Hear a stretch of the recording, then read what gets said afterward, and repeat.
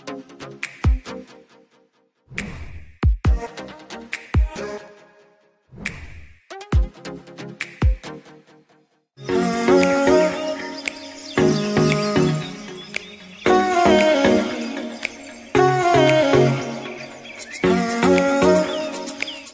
RBans, this is RB and welcome to my channel RBanaChopper. Hope you all are doing good, and as we all are in the Valentine's week, so today I am going to show our Valentine's Day special dessert, which may look complicated, but trust me, this is really very easy if you have all the ingredients. And if you don't have any of these ingredients, then there is no issues with that.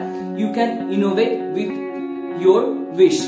So let's go to the recipe now. Before that, please like this video and please share and comment down and let me know about what you think. And if you're new to this channel, then please subscribe my channel and hit that notification bell, and please watch this video till the end. So let's go to the recipe now.